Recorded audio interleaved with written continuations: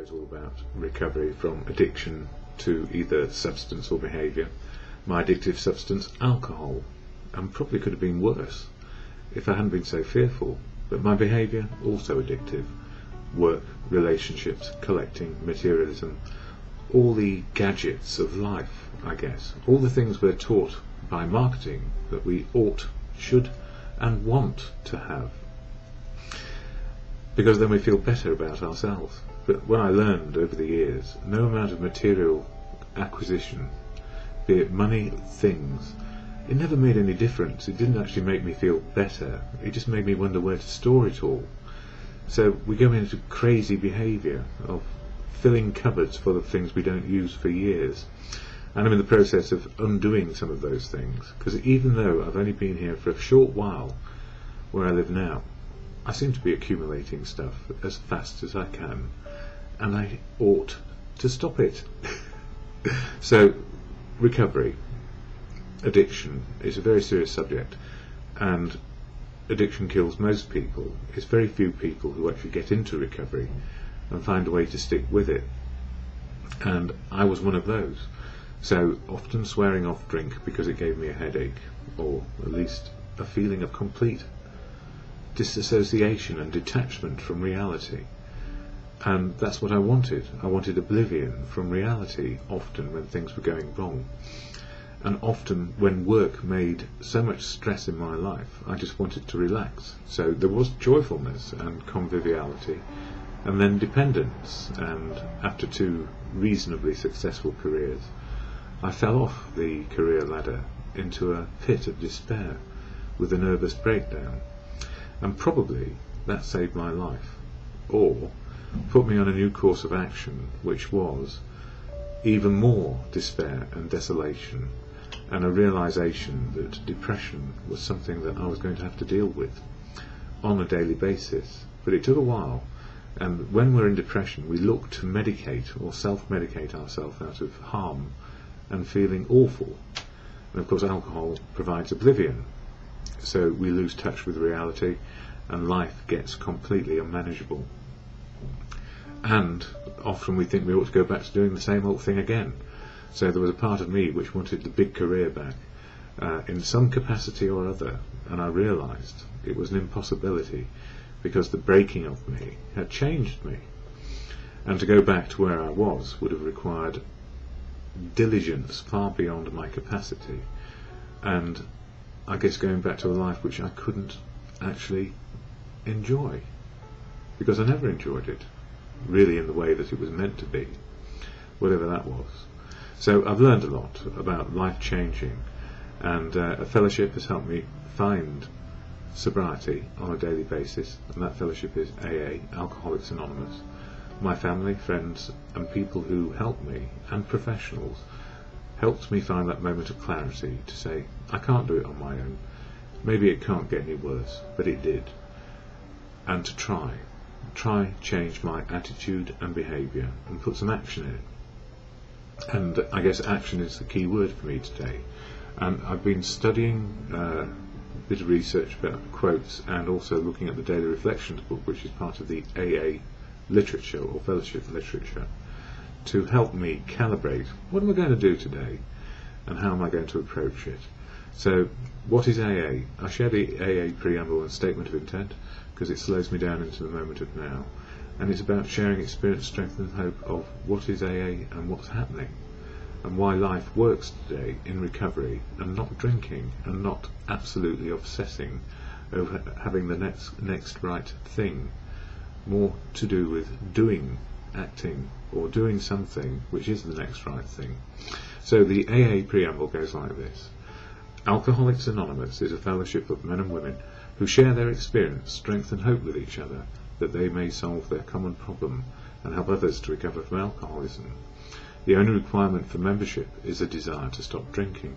There are no dues or fees for AA membership. We are self-supporting through our own contributions. AA is not allied with any sect, denomination, politics, organisation or institution, does not wish to engage in any controversy, neither endorses nor opposes any causes.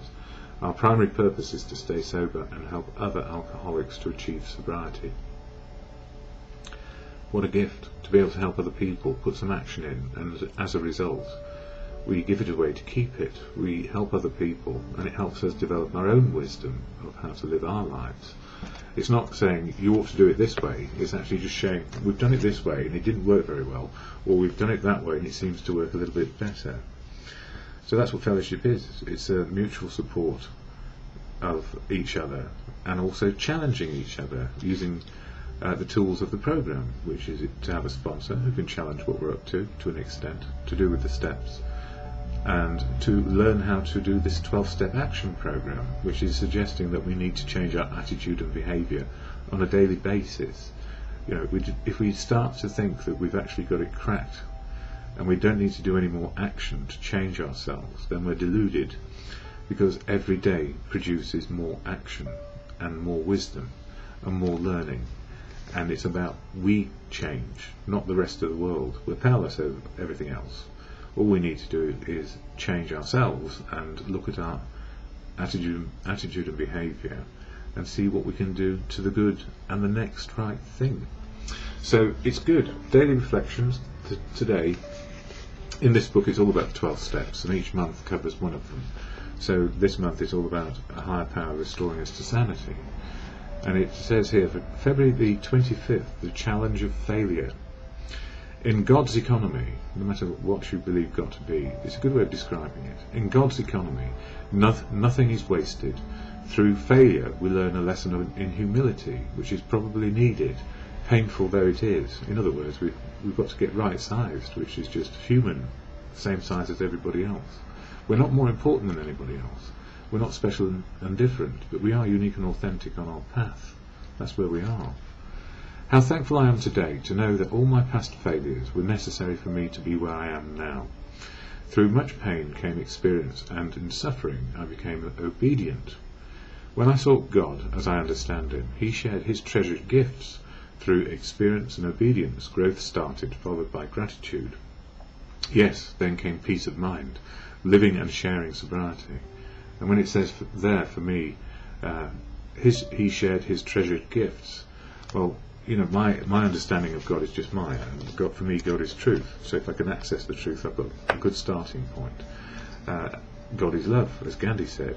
Love is the most important part of living, and the truth. And how do we get the truth? Well, God works through people. So if I can listen to the wisdom of others, I've got a fighting chance that maybe today might work, and be a part of, not bigger, not smaller, not trying to control it, but just see how my choices develop based on what I'm learning on a daily basis. And some quotes which I picked up this morning, and I've added to them. I've got here, start and restart our days. New actions, new attitudes, new behaviour. André Gide, he said, everything has been said before, but since nobody listens, we have to keep going back and beginning all over again. Practice makes for progress as sober sanity develops. What we do differently is what's key, not others. And I've got a bit more time. Good. Yeah, Benjamin Franklin. Well, my bit first was, sanity returns as we put our action into new life experiences. And it can be slow, quick, slow. And what Benjamin Franklin said, experience keeps a dear school, but we fools will learn no other way. Yeah, I was very foolish. Didn't know any other way to learn. Look back at the madness, don't stare today, is where we are. Action to the good of living is key. And deeper understanding of ourselves and others takes time. Randolph Bourne said, few people even scratch the surface, much less exhaust the contemplation of their own experience. New ways to take on meaning and substance is what we are. We might have wished it different. Now we understand from torment to acceptance, and changing, always putting in the action, is so important. And I'm slowly running out of time. So that acceptance, that serenity prayer to acceptance, no matter what our God or good conscience, it's our understanding.